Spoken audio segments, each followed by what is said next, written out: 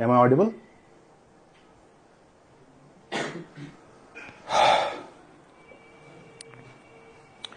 Am I audible? Sir?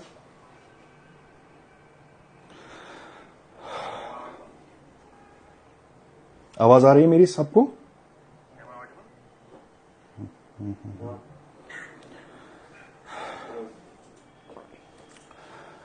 अस्सलाम वालेकुम dear students, जैसे कि आप सबको पता है कि सिके क्लासेस की तरफ से एक ब्यूटीफुल सीरीज चल रही है जिसको आप जानते हैं NFTS 4.0।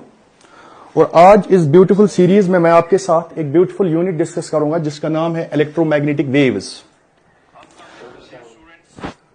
और ये इलेक्ट्रोमैग्नेटिक वेव्स जो है बहुत छोटा चैप्टर है।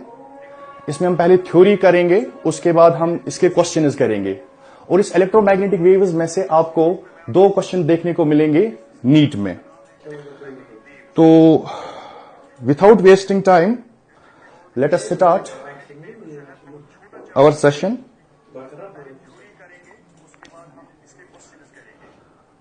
Late us start our session.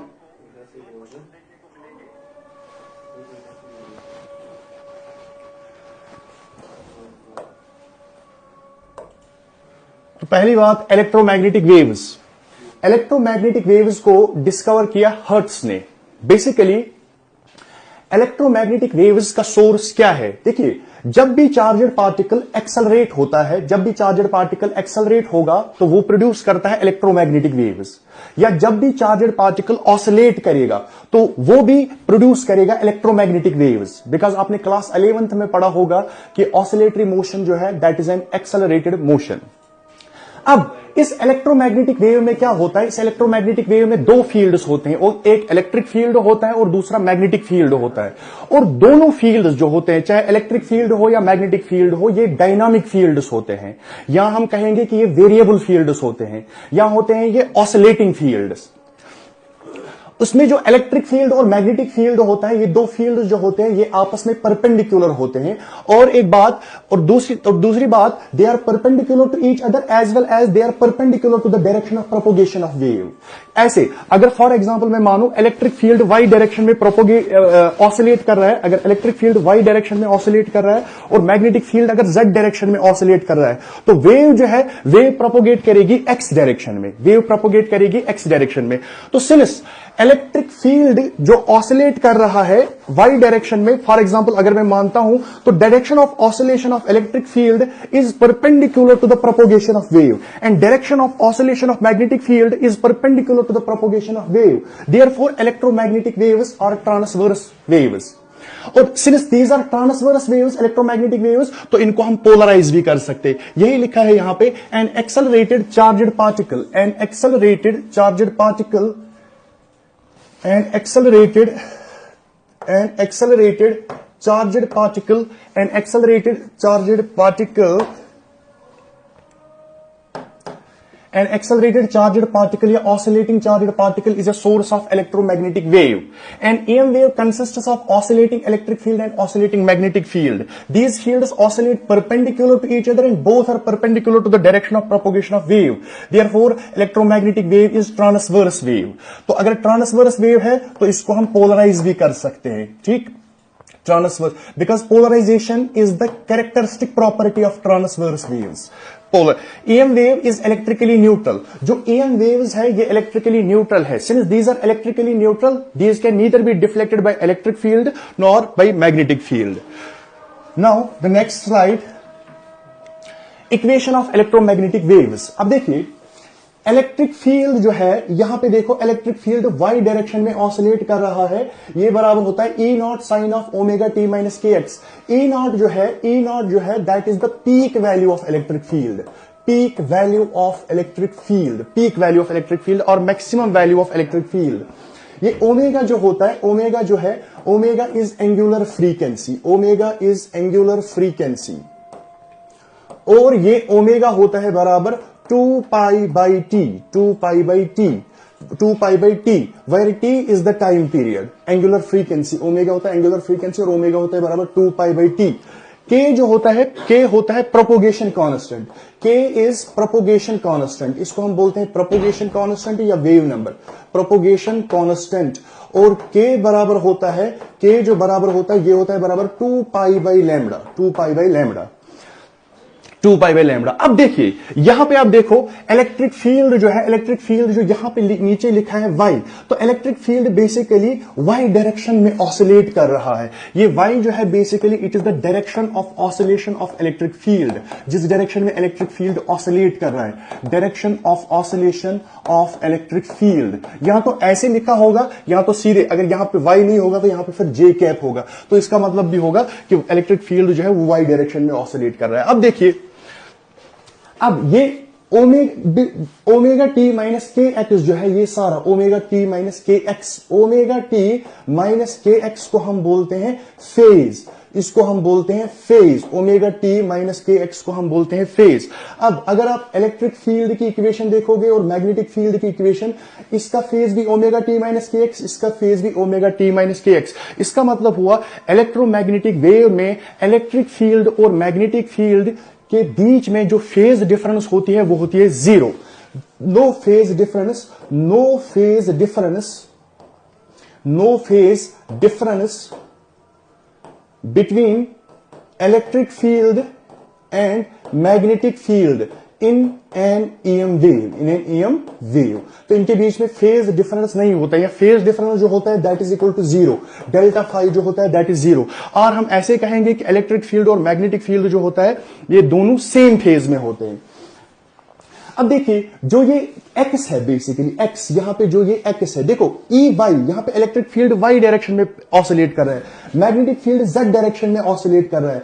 और यहां पे जो ये एक्स है, बेसिकली इस एक्स का मतलब क्या होता है, बेसिकली ये वेव जो है, वेव प्रोपोगेट कर रही है एक्स डायरेक्शन में। अब सर यहां पे आप क्वेश्चन कर सकते हैं, सर ये प्लस एक्स डायरेक्शन में जा रही है वेव या नेगेटिव एक्स डायरेक्शन में जा रही है। अब देखिए वो डिपेंड करता है इस ओमेगा टी माइनस के एक्स के साइन पे। अब अगर मैं यहां पे स्लाइड खोलूं, जैसे हमारे पास इक्वेशन है इलेक्ट्रिक फील्ड की, E Y is equal to E naught sine of omega T minus के एक्स। अब देखिए यहां पे अगर आप देखेंगे ओमेगा टी पॉजिटिव है, ये नेगेटिव है। अब वेव किस डायरेक्शन में जा रही है, प्लस एक्स डायरेक्शन में या माइनस एक्स डायरेक्शन में, वो इन दो के साइन पे डिपेंड करेगा। अगर साइन सेम होगा, अगर साइन क्या होगा, सेम होगा, तो इसका मतलब wave is propagating along negative direction. अगर साइन अपोजिट होगा, जैसे कि यहां पे अपोजिट है, ये नेगेटिव है, ये पॉजिटिव है, तो इसका मतलब wave is propagating along positive direction. तो ये बात आपको याद रखनी है, ये आगे जाके हमें काम आएगी ये वाली बात। Now let's move to next slide. अब देखिए पॉइंटिंग वेक्टर क्या होता है। पॉइंटिंग वेक्टर क्या है, basically it gives the direction of propagation of EM wave और डायरेक्शन ऑफ एनर्जी फ्लो।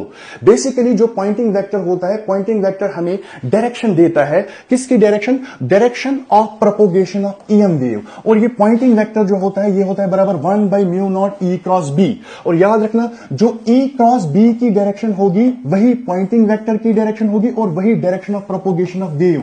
तो basically direction of propagation, direction of propagation, direction of propagation of wave जो होगा वो होगा ई क्रॉस बी।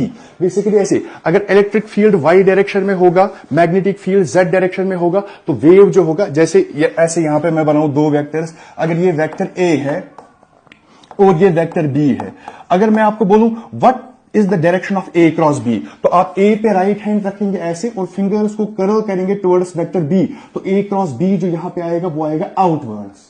तो this is how you will find the direction of A cross B. इसी तरह अगर बी क्रॉस ए करेंगे तो बी क्रॉस ए जो आएगा वो आएगा इनवर्ड्स। बेसिकली अगर आपको direction of propagation of wave निकालनी होगी तो वो आप निकालेंगे ई क्रॉस बी से। अब अगर इस पॉइंटिंग वेक्टर का हमें मैग्नीट्यूड निकालना होगा तो मैग्नीट्यूड कैसे निकालेंगे हम, देखो अब वो आएगा 1 बाई म्यू नॉट, वो आएगा E cross B, E B sine theta. अब आपको पता है इलेक्ट्रिक फील्ड और मैग्नेटिक फील्ड के बीच में जो एंगल है दैट इज 90 डिग्री, तो आएगा ई बी साइन 90 और साइन 90 होता है 1, तो आएगा सीधे ई EB by mu naught. This is the magnitude of this pointing vector. अब अगर मुझे इसका एवरेज वैल्यू निकालना, तो एवरेज वैल्यू कैसे निकालूंगा? मैं E के बदले लिखूंगा E naught sine of omega T minus के एक्स, B के बदले मैं लिखूंगा B naught sine of omega T minus के एक्स, तो वहां से आएगा मेरा E naught B naught sine square omega T minus X. तो एवरेज जो होता है sine square omega T minus के एक्स का एवरेज जो होता है दैट इज 1/2, तो एवरेज वैल्यू मुझे मिलेगा E naught B naught by 2 mu naught. Basically ये पॉइंटिंग वेक्टर क्या होता है? It is energy crossing per unit area per unit time. तो इसका काम क्या होता है? It gives the direction of propagation of wave, और direction of propagation of wave क्या होता है? That is E cross B।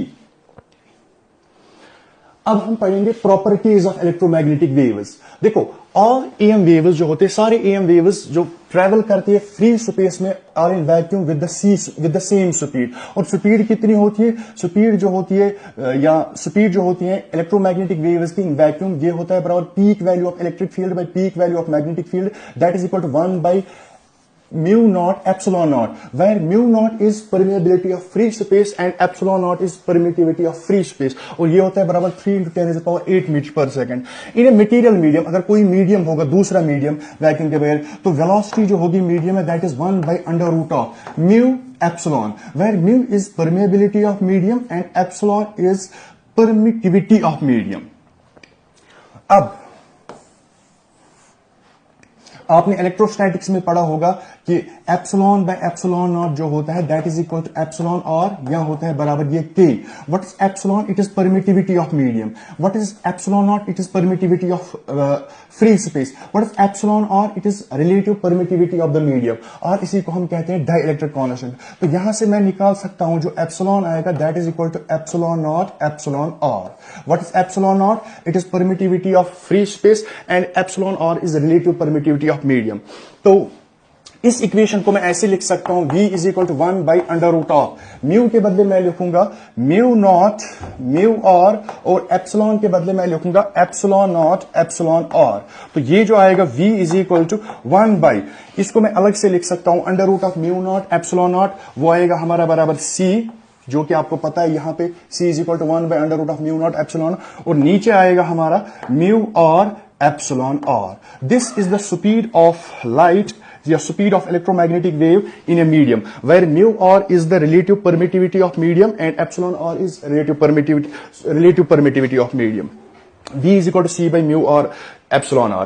अब उसके बाद आपने ऑप्टिक्स अगर पढ़ी होगी, वहां पे आपने पढ़ा होगा कि स्पीड ऑफ वेव या लाइट जो होती है in a medium that is equal to C by mu. तो अगर आप इस इक्वेशन को इसके साथ कंपेयर करेंगे, ये म्यू जो होता है that this is refractive index, तो यहां से आपको म्यू मिलेगा बराबर √of म्यू और एप्सिलॉन और, जो कि यहां पे लिखा है म्यू जो है mu is equal to √of, यहां पे मैं लिखूं ये अलग से, म्यू जो होगा that is equal to √of epsilon R mu R. This is the refractive index of the medium. या तो हम वेलोसिटी ऐसे भी निकाल सकते हैं, velocity of the wave is omega by के, where omega is angular frequency and के is propagation constant. Now next slide पे हम जाएंगे। देखो एनर्जी ऑफ ईएम वेव। अब जब इलेक्ट्रोमैग्नेटिक वेव किसी डायरेक्शन में ट्रेवल कर रही है, ये अपने साथ क्या कैरी कर रही है? ये एक तो एनर्जी कैरी कर रही है और दूसरा मोमेंटम कैरी कर रही है। लेकिन अगर हम एनर्जी की बात करेंगे, अब जब इलेक्ट्रोमैग्नेटिक वेव किसी डायरेक्शन में ट्रेवल कर रही है, ये अपने साथ एनर्जी कैरी कर रही है। और वो एनर्जी बेसिकली कहां से आती है? बेसिकली आपको पता है इसमें ऑसिलेटिंग इलेक्ट्रिक फील्ड और ऑसिलेटिंग मैग्नेटिक फील्ड होती है, वही बेसिकली इस इलेक्ट्रोमैग्नेटिक वेव में एनर्जी कंट्रीब्यूट करते हैं। यही लिखा है यहां पे, electromagnetic waves carry energy as they travel through space. This energy is contributed by oscillating electric and oscillating magnetic field. Equal amount of energy is contributed by electric and magnetic field. देखिए, अगर मैं एक unit volume लूं, उस unit volume में जितना electric field energy contribute करेगा, उतना ही मैग्नेटिक फील्ड भी कंट्रीब्यूट करेगा। अच्छा, उसके बाद एनर्जी डेंसिटी जो इलेक्ट्रिक फील्ड की होती है in EM waves, energy density means energy per unit volume. अब आपको पता है इलेक्ट्रोमैग्नेटिक वेव में एक तो ऑसिलेटिंग इलेक्ट्रिक फील्ड होता है और दूसरा ऑसिलेटिंग मैग्नेटिक फील्ड होता है। इस इलेक्ट्रोमैग्नेटिक वेव में एक तो इलेक्ट्रिक फील्ड भी एनर्जी कंट्रीब्यूट करेगा और मैग्नेटिक फील्ड भी कंट्रीब्यूट करेगा। अब अगर मैं आपको बोलूं पर यूनिट वॉल्यूम में इलेक्ट्रिक फील्ड ईएम वेव में कितनी एनर्जी कंट्रीब्यूट करता है, that is 1/2 epsilon naught E square. ये आपको याद रखना है। इसी तरह energy density of magnetic field in EM waves that is B square by 2 mu naught. ये तो होगी energy density means energy per unit volume. अब अगर मुझे निकालना होगा एवरेज एनर्जी, देखो ये है एनर्जी डेंसिटी इलेक्ट्रिक फील्ड का in EM waves that is 1/2 epsilon naught E square. इसी तरह अब अगर मैं निकालूं average energy density of electric field in EM waves, तो एवरेज कैसे निकालूं मैं, तो देखिए एवरेज कैसे निकालूं मैं, एवरेज वो आएगा 1/2 एप्सिलॉन नॉट। अब देखो ई स्क्वायर, ई के बदले क्या लिख सकता हूं मैं, ई के बदले लिखूंगा मैं E naught sine of omega T minus के एक्स, लेकिन ई स्क्वायर तो आएगा E naught square sine square omega T minus के एक्स। और आप जानते हैं sine square omega T minus के एक्स का एवरेज वैल्यू जो होता है दैट इज 1/2, तो वही आएगा आपका 1/4 epsilon naught E naught square. This is the average energy density of electric field in EM wave. और इसी तरह अगर एवरेज एनर्जी डेंसिटी निकालनी होगी मैग्नेटिक फील्ड की in EM wave that is B naught square by 4 mu naught. अब अगर मुझे टोटल एवरेज एनर्जी डेंसिटी निकालनी होगी इलेक्ट्रोमैग्नेटिक वेव की, अब आपको पता है इलेक्ट्रोमैग्नेटिक वेव में एक तो ऑसिलेटिंग इलेक्ट्रिक फील्ड होगा और oscillating magnetic field. Total average अगर मुझे निकालना हो वो होगा एक तो एनर्जी इलेक्ट्रिक फील्ड कंपोनेंट की वजह से और दूसरा मैग्नेटिक फील्ड कंपोनेंट की वजह से। अब आपको पता है एवरेज जितना इसमें एनर्जी कंट्रीब्यूट करेगा इलेक्ट्रिक फील्ड उतना ही मैग्नेटिक फील्ड भी कंट्रीब्यूट करेगा, तो इसका मतलब ये और ये बराबर हो गए। तो अब मैं पहले इस इक्वेशन को लिखना चाहता हूं in terms of electric field, तो वो आएगा देखो mu E plus mu E, because mu B और म्यू बराबर, वो आएगा 2 म्यू ई, तो आएगा 1/2 epsilon naught E naught square. This is the total average energy density of electromagnetic wave in terms of electric field. इसी तरह अगर मैं मैग्नेटिक फील्ड के टर्म्स में लिखूंगा तो वो आएगा B naught square by 2 mu naught, B naught square by 2 mu naught. तो ये आपको याद रखनी है इक्वेशंस। इस पे अगर क्वेश्चन आएगा वो डायरेक्ट क्वेश्चन आएगा, फॉर्मूला बेस्ड ही क्वेश्चन आएगा इस पे। चलिए अब next, intensity of electromagnetic wave. Intensity क्या होती है? Intensity is basically average energy crossing per unit area per unit time. तो average energy crossing per unit area per unit time, यहां तो इंटेंसिटी होती है बराबर 1/2 एप्सिलॉन नॉट ई नॉट स्क्वायर, या total average energy density of electromagnetic wave.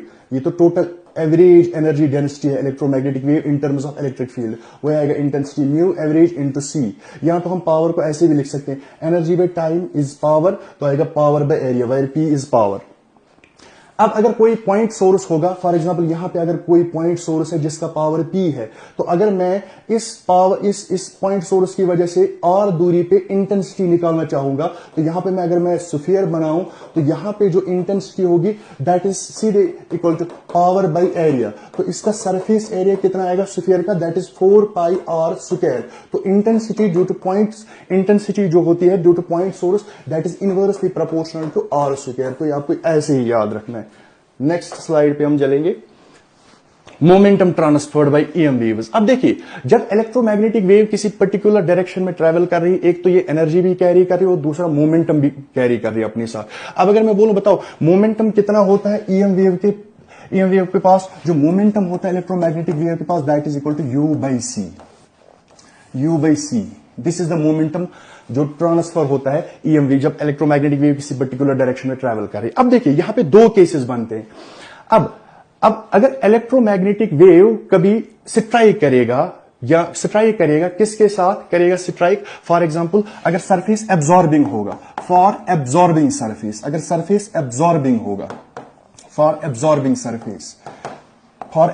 Surface means अगर कोई यहां से इलेक्ट्रोमैग्नेटिक वेव आई, इसने इसके साथ स्ट्राइक किया और ये सरफेस एब्जॉर्बिंग है। फॉर एग्जांपल अगर इसका इनिशियली इसका मोमेंटम p है, तो फाइनल मोमेंटम तो इसका 0 बनेगा बिकॉज ये एब्जॉर्ब हो गई, वापस ही नहीं आएगी। तो अगर मैं आपको बोलूं if electromagnetic wave strikes with किसके साथ, कंप्लीटली एब्जॉर्बिंग सरफेस, तो अगर मैं उस केस में बोलूं बता चेंज इन मोमेंटम क्या आएगा या मोमेंटम ट्रांसफर्ड क्या आएगा, तो चेंज इन मोमेंटम सीधे आएगा बराबर u बाई सी, बिकॉज जो फाइनल मोमेंटम बनेगा दैट बिकम्स 0 बिकॉज ये एब्जॉर्ब हो गई। तो for absorbing surface change in momentum जो आएगा that is u by C. अब अगर मुझे फोर्स निकालना होगा, फोर्स कितना एग्जर्ट करेगा उस एब्जॉर्बिंग सरफेस में, फोर्स जो होता है that is delta p by delta t, change in momentum divided by time. तो तो चेंज इन मोमेंटम जो है that is u by c.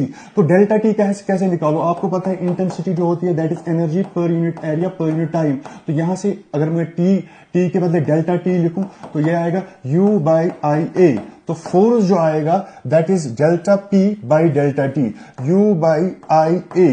तो इसको मैं ऐसे लिख सकता हूं u by C into I A by u। और u कैंसिल होगा, तो फोर्स जो होगा एब्जॉर्बिंग सरफेस पे that is equal to I A by C. ये आपको इक्वेशन बिल्कुल ऐसे ही याद रखनी है कि फोर्स जो होगा एब्जॉर्बिंग सरफेस पे that is I A by C. इसी तरह अगर मैं आपको बोलूं प्रेशर कितना होगा, तो प्रेशर तो आपको पता है फोर्स बाय एरिया, फोर्स तो इतना है, इसको डिवाइड करो एरिया से तो ये बनेगा आई बाई सी। तो आपको याद रखना है when electromagnetic wave strikes with absorbing surface the change in momentum और momentum transferred is U by C, the force on the absorbing surface is I A by C और the pressure on the absorbing surface is I by C. इसी तरह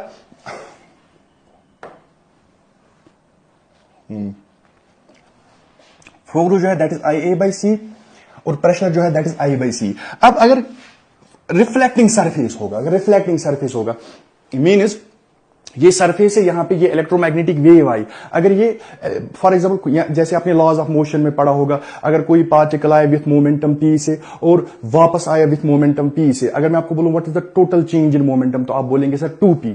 तो इस case में अगर reflecting surface होगा तो इस केस में जो टोटल चेंज इन मोमेंटम होगा that is 2u by C, force जो होगा that is 2ia by C और प्रेशर जो होगा 2i बाई सी। निकाल सकते हो आप ऐसे ही जैसे मैंने उस स्लाइड में निकाला।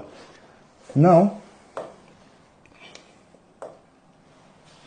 आई होप कि यहां तक सबको क्लियर हुआ होगा।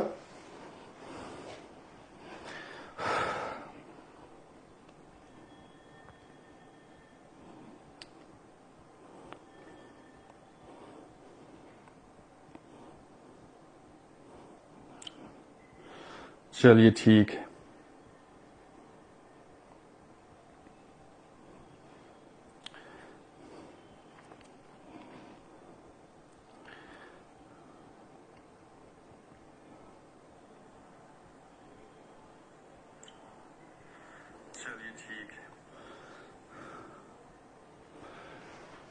अब डिस्प्लेसमेंट करंट, अब देखिए डिस्प्लेसमेंट करंट क्या होता है। बेसिकली अगर मैं यहां पे एक सर्किट बनाऊं ऐसे और यहां पे मैं इसके साथ कैपेसिटर को कनेक्ट करूं और इस कैपेसिटर की कैपेसिटर जो है दैट इज सी। अब अगर मैं इस कैपेसिटर को बैटरी के साथ कनेक्ट करूं, ये मैंने इसको बैटरी के साथ कनेक्ट किया, ठीक, तो यहां से करंट आएगा ऐसे करंट आएगा। इस करंट को हम बोलेंगे कंडक्शन करंट। कंडक्शन करंट क्या होता है? ये कंडक्शन करंट वो करंट होता है जो होता है due to flow of charges, ठीक, इसको हम कंडक्शन करंट बोलेंगे, इस वाले करंट। तो जैसे ही हमने कैपेसिटर को कनेक्ट किया बैटरी के साथ, तो ये कैपेसिटर, इस कैपेसिटर का क्या होगा, ये कैपेसिटर चार्ज होना स्टार्ट करेगा, ये कैपेसिटर, तो इस पे चार्ज डिपॉजिट होगा, तो इस वाले प्लेट पे होगा पॉजिटिव चार्ज और इस पे होगा नेगेटिव चार्ज, और इस कैपेसिटर पे चार्ज जो है ये इंक्रीज करेगा। और electric field, you know there is electric field which starts from positive charge and ends on negative charge, तो ये इलेक्ट्रिक फील्ड होगा। अब देखो चार्ज इस पे, जब जैसे ही मैंने कैपेसिटर को कनेक्ट किया बैटरी के साथ, तो कैपेसिटर का क्या होगा, कैपेसिटर चार्ज होना स्टार्ट होगा। तो जैसे ही चार्ज होना स्टार्ट होगा तो इस पे चार्ज जो होगा वो वेरिएबल होगा। अब अगर चार्ज इस पे वेरिएबल होगा तो electric field, you no electric field होता है बराबर between the plates of the capacitor sigma bye epsilon not, और सिग्मा जो होता है दैट इज चार्ज पर यूनिट एरिया और एप्सिलॉन नॉट। अब जब चार्ज वेरिएबल है, चार्ज चेंज होगा तो इसका मतलब इलेक्ट्रिक फील्ड भी चेंज होगा। इलेक्ट्रिक फील्ड चेंज होगा तो इसका मतलब इलेक्ट्रिक फ्लक्स भी क्या होगा, चेंज। अब जो चेंज इन इलेक्ट्रिक फील्ड और चेंज इन इलेक्ट्रिक फ्लक्स की वजह से जो करंट इंड्यूस होगा या जो करंट डेवलप होगा यहां पे, उसी को हम बोलेंगे डिस्प्लेसमेंट करंट। तो वही लिखा है यहां पे मैंने, the current due to the change in electric field और electric flux is known as displacement current. और एक बात याद रखना, मैग्नीट्यूड ऑफ कंडक्शन करंट बराबर होता है डिस्प्लेसमेंट करंट। कंडक्शन करंट क्या होता है, कंडक्शन करंट होता है due to the flow of charge. Conduction current होता है current due to charge, current due to flow of charge, इसको हम बोलते हैं कंडक्शन करंट। और डिस्प्लेसमेंट करंट क्या होता है? डिस्प्लेसमेंट करंट होता है current due to the change in electric field और चेंज इन इलेक्ट्रिक फ्लक्स और एक बात याद रखना, कंडक्शन करंट का मैग्नीट्यूड और डिस्प्लेसमेंट करंट का मैग्नीट्यूड हमेशा बराबर होता है। अब डिस्प्लेसमेंट करंट के लिए इक्वेशंस है, ये फॉर्मूलाज हैं, ये आपको याद रखनी। डिस्प्लेसमेंट करंट होता है epsilon naught D phi by D T, rate of change of electric flux. अब आपको पता है फ्लक्स जो होता है that is electric field into area, तो ये आएगा एप्सिलॉन नॉट ए बाहर आएगा तो D E by D T. ये आपको फॉर्मूलाज याद रखने हैं, ये वाली फॉर्मूलाज। अब ये वाली फॉर्मूला कैसे आई? तो देखो डिस्प्लेसमेंट करंट जो है that is equal to epsilon naught A. अब इलेक्ट्रिक फील्ड, अगर इन दो प्लेट्स के जो कैपेसिटर के इन दो प्लेट्स के बीच में अगर पोटेंशियल डिफरेंस है V और डिस्टेंस जो है इन दो प्लेट्स के बीच में दैट इज D, तो D E को मैं लिख सकता हूं, ये आएगा D और साथ में आएगा electric field that is V by D। तो V बाई डी या V बाई आर लिखो या V बाई डी लिखो, V बाई डी और साथ में आएगा D A by D T, तो ये आएगा एप्सिलॉन नॉट A, ये D बाहर आएगा तो ये बनेगा DV by D T, dV by D T. और आपने पढ़ा होगा क्लास 12th में A epsilon naught by D जो होता है this is the capacitance of the parallel plate capacitor. तो ये भी एक फॉर्मूला है डिस्प्लेसमेंट करंट के लिए। तो डिस्प्लेसमेंट करंट के लिए आपको तीन फॉर्मूलाज याद रखनी, epsilon naught D phi by D T, epsilon naught A D E by D T या C dV by D T. अब उसके बाद क्या है? Maxwell's equations. मैक्सवेल्स इक्वेशंस है इसके बाद, मैक्सवेल्स इक्वेशंस। अब देखिए चार इक्वेशंस है। पहली इक्वेशन जो है मैक्सवेल साहब की वो है ये surface integral of electric field, surface integral of electric field over a closed surface, ये होता है बराबर Q enclosed divided by epsilon not. इसको हम बोलते हैं Gauss law in electrostatics, Gauss law in electrostatics, Gauss law in electrostatics. Basically इसका मतलब होता है electric flux through a closed surface, electric flux through a closed surface होता है बराबर charge enclosed the closed surface divided by epsilon naught. दूसरी equation जो है वो है surface integral of magnetic field B dot D S that is equal to 0। इसको हम बोलते हैं Gauss law in magnetism, Gauss law in magnetism, Gauss law in magnetism. Basically क्या होता है जीरो, इसका मतलब क्या है? बेसिकली देखो इलेक्ट्रोस्टैटिक्स में आप पढ़ते हैं कि वहां पे इंडिविजुअली पॉजिटिव चार्ज और इंडिविजुअली नेगेटिव चार्ज एग्जिस्ट करता है, लेकिन मैग्नेटिज्म में इंडिविजुअली नॉर्थ पोल एग्जिस्ट नहीं करेगा या इंडिविजुअली साउथ पोल एग्जिस्ट नहीं करेगा।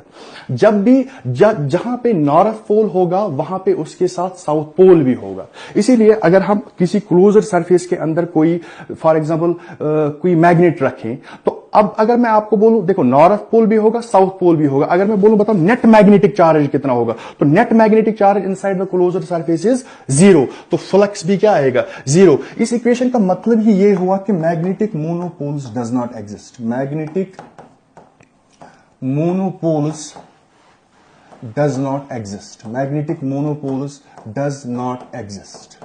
ये है दूसरी इक्वेशन। अब तीसरी इक्वेशन जो है this is the potential difference और we can say the line integral of electric field E dot D L that is equal to minus D phi B by D T. तो इसको हम बोलते हैं फैराडेज लॉ, जो आपने EMI में पढ़ा होगा, फैराडेज लॉ।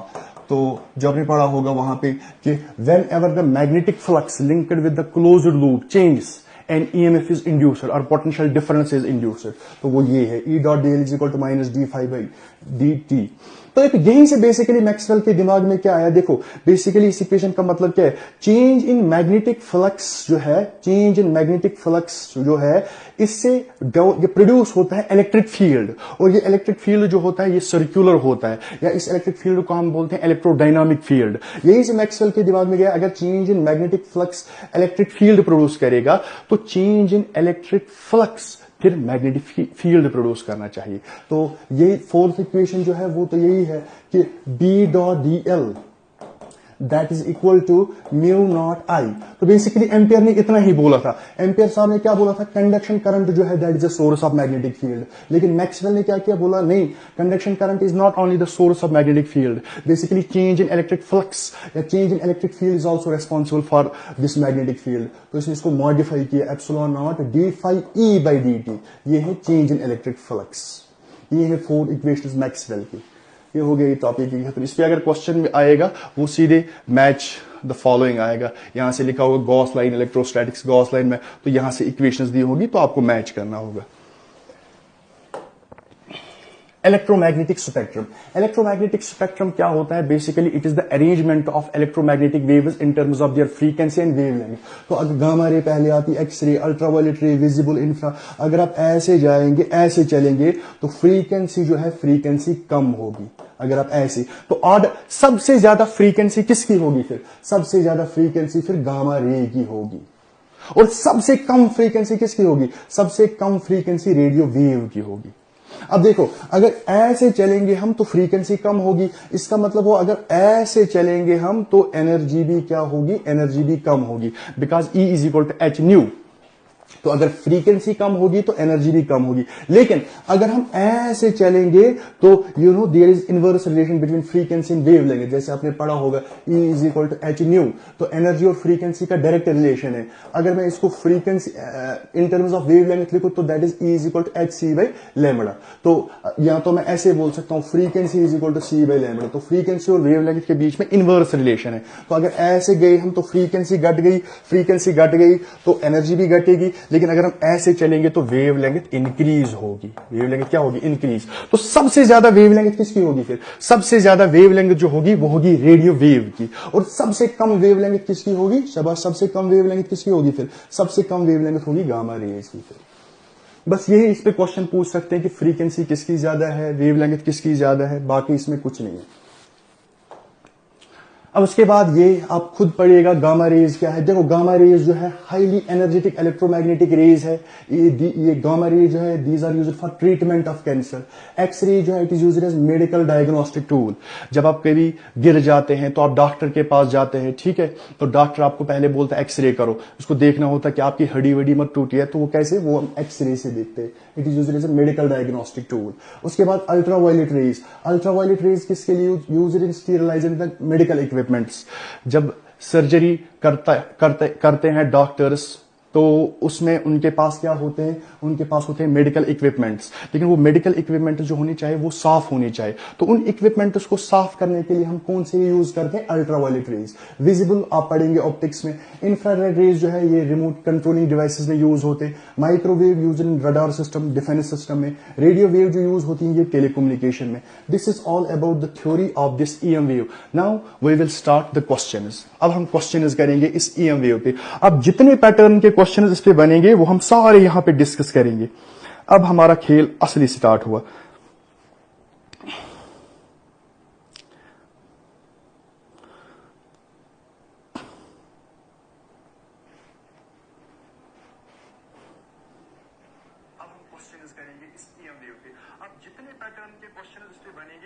चलिए अब हम क्वेश्चंस डिस्कस करेंगे यहां पे।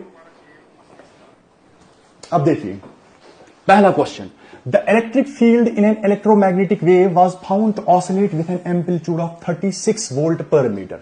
This 36 volt per metre is the peak value of electric field. It is the peak value of electric field. तो E0 जो है, E0 गिवन है, that is equal to 36 volt per metre. This is given. Now what we have to find? We have to find the amplitude of oscillating magnetic field. हमें निकालना है peak value of magnetic field. तो देखिए कैसे निकालें हम peak value of magnetic field. There is a relation between peak value of electric field and peak value of magnetic field. जो मैंने slide 2 में बोला. तो there is a relation क्या है? That is E0 by B0 जो है that is equal to C. और यही बराबर होता है √1 by √μ0 एप्सिलॉन0। अब हमें E0 तो गिवन है, हमें B0 निकालना है। तो B0 किसके बराबर होगा? शाबाश, B0 होगा बराबर E0 by C। What is E0? E0 is the peak value of electric field that is given, that is 36 by C. You know speed of light in vacuum, that is 3 into 10 raised to the power 8। तो ये आएगा हमारे पास 3 1s are 3 2s are 12 into 10 raised to the power -8 Tesla। So this is the peak value of magnetic field. So the option second is correct. 12 into 10 raised to the power -8 Tesla. Now the next question. Next question पे हम जाएंगे। Next question पे हम जाएंगे। बिल्कुल second 2 is the right answer. अब दूसरा question जो है The magnetic field of a plane electromagnetic wave is given by, this is the magnetic field equation given है हमारे पास, ये है B is equal to 3 into 10 raised to the power minus 8 cos of 1.6 into 10 raised to the power 3 plus x, ये x है यहाँ पे direction of propagation of wave, plus 48 into 10 raised to the power 10 t j cap. तो इसका मतलब magnetic field जो है वो y डायरेक्शन में प्रोपोगेट कर रहा है। हमें क्या निकालना है, एसोसिएटेड इलेक्ट्रिक फील्ड, हमें इलेक्ट्रिक फील्ड की इक्वेशन निकालनी है। तो देखो पहली बात, मैग्नेटिक फील्ड का पीक वैल्यू हमें गिवन है, बी नॉट जो है, B naught is given, B naught जो है that is 3 into 10 raised to the power minus 8, this is the peak value of magnetic field. अब इस डेटा से हम क्या निकाल सकते, इस डेटा से हम निकाल सकते peak value of electric field. Sir कैसे निकालेंगे peak value of electric field, you know the relation between peak value of electric field and peak value of magnetic field, E naught by B naught that is equal to C. तो यहां से मैं E not निकालूंगा, ई naught जो आएगा that is equal to C into B naught. तो C आपको पता है that is 3 into 10 raised to the power 8 और बी नॉट जो है, B naught is 3 into 10 raised to the power minus 8। तो 10 raised to the power minus 8, 10 raised to the power plus 8 cancel होगा, 3 into 3 that is 9 Newton पर कोलम और 9 volt per metre is the peak value of electric field. ठीक, तो peak value तो मुझे मिला electric field का, तो वो तो 9 है। अब देखिए अगर आप ऑप्शन को चेक करेंगे तो देखो इसमें तो पीक वैल्यू है 3 into 10 raised to the power minus 8, तो ये दो ऑप्शन तो पहले ही कैंसिल हो गए। अब इन दो ऑप्शन को देखेंगे हम, देखो इसमें 9 है, इसमें भी 9 है। अब सर ये वाला होगा कि ये वाला होगा, आपको मैंने पहले ही पढ़ाया कि in an electromagnetic wave electric field and magnetic field जो होते हैं they are in the same phase, they are in same phase. तो यहां पे देखो, यहां पे कॉस ऑफ दिस, तो इसका मतलब इलेक्ट्रिक फील्ड के साथ भी कॉस ऑफ यही होना चाहिए। तो मुझे बोलो यहां पे तो साइन है, तो ये तो खत्म हो गया, तो इसका मतलब option 1 is correct, option 1 is correct. क्या सबका यही आया आंसर? बिल्कुल बिल्कुल बिल्कुल बिल्कुल, option first is correct, option first is correct, option first is correct. Now the next question. अब देखिए, electric field and magnetic field oscillate in electromagnetic wave such that they are, option 1 in same phase and perpendicular to each other. तो बिल्कुल यही तो है, एक तो same phase में होते हैं और दूसरे एक दूसरे के परपेंडिकुलर होते हैं। मैंने आपको पहले ही बोला, अगर for example electric field Y direction में ऑसिलेट करेगा और मैग्नेटिक फील्ड जेड डायरेक्शन में ऑसिलेट, तो आप देखो इलेक्ट्रिक फील्ड और मैग्नेटिक फील्ड के बीच में एंगल कितना है, 90 डिग्री, और इलेक्ट्रिक फील्ड और मैग्नेटिक एंगल 90 डिग्री है। फेज एंगल तो जीरो है, फेज एंगल जीरो है। फेज एंगल क्यों जीरो है? Because they are in same phase. तो एक तो सेम फेज में होते हैं और दूसरा परपेंडिकुलर होते हैं टू ईच अदर। बिल्कुल सही, ऑप्शन 1 इज करेक्ट, बिल्कुल सही शाइनी, बिल्कुल ऑप्शन फर्स्ट इज करेक्ट। अब next question, speed of electromagnetic wave is C in vacuum. देखो इलेक्ट्रोमैग्नेटिक वेव की स्पीड जो है that is C in vacuum, then it is speed in a medium of dielectric constant K and relative magnetic permeability mu r is। अब देखो electromagnetic wave की speed जो है that is c in vacuum, आपको इसी electromagnetic wave की speed निकालनी है, लेकिन मीडियम में जिसका डाइलेक्ट्रिक कांस्टेंट K है and relative magnetic permeability mu r है। शाबाश, कौन सा ऑप्शन आएगा? फर्स्ट। नहीं, इसका आंसर मुझे बोलिए, शाबाश, इस वाले क्वेश्चन का मुझे आंसर बोलिए, शाबाश, इस वाले का आंसर। तो देखिए, अब मैंने आपको पहले ही पढ़ा है, speed of electromagnetic wave in a medium that is equal to c by under root of mu R epsilon R. What is mu r? Mu r is relative magnetic permeability. And what is epsilon r of medium? What is epsilon r? It is relative permittivity of the medium. अब देखो c, तो c ही रखूं मैं, epsilon r या mu r जो given है relative magnetic permeability medium की mu r है, ये तो ऐसे ही आएगा mu r। अब उसके बाद क्या है? Epsilon are.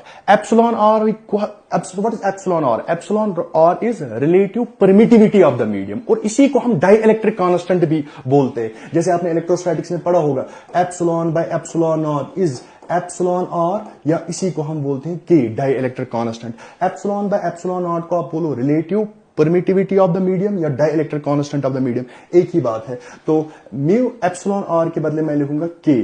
सो इसका ऑप्शन जो आएगा, speed of wave in medium that is c by k under root of mu r, option 4 is correct. I think yes, option 4 is correct, बिल्कुल बिल्कुल बिल्कुल बिल्कुल। Now the next question, Faisal Fayaz, अस्सलाम वालेकुम sir. वालेकुम अस्सलाम। शाबाश, आंसर बोलिए आप। इस वाले क्वेश्चन का मुझे आंसर चाहिए, इस वाले क्वेश्चन का। देखिए, the wavelength of oscillatory magnetic field in a plane electromagnetic wave is given by, आपको देखो ये इक्वेशन गिवन है आपको इलेक्ट्रोमैग्नेटिक वेव की, magnetic field dy means magnetic field जो है वो y डायरेक्शन में प्रोपोगेट कर रहा है। आपको क्या निकालनी है? आपको वेव लेंथ निकालनी है ऑसिलेटरी मैग्नेटिक फील्ड की। शाबाश, निकालिए वेव लेंथ इसकी, वेव लेंथ निकालिए इसकी। यासिर यूसुफ, अस्सलाम वालेकुम। वालेकुम अस्सलाम। शाबाश, वेव लेंथ निकालिए इसकी, wave length wave length wave length निकालिए।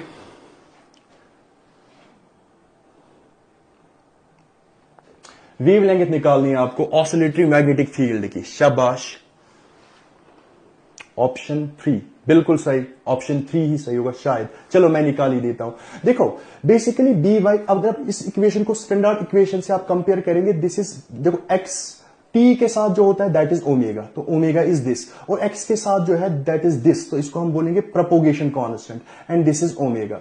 अब हमें क्या निकालना है? शाबाश, हमें निकालना है wave length. You know the relation between propagation constant and wave length, that is this, k is equal to 2 pi by lambda, k is equal to 2 pi by lambda, k is equal to 2 pi by lambda। तो यहां से मैं lambda लिख सकता हूं, lambda is equal to 2 pi by k, तो यह आएगा हमारा 2 pi by k। k कितना है हमारा? शाबाश, 4000 पाई, 4000 पाई।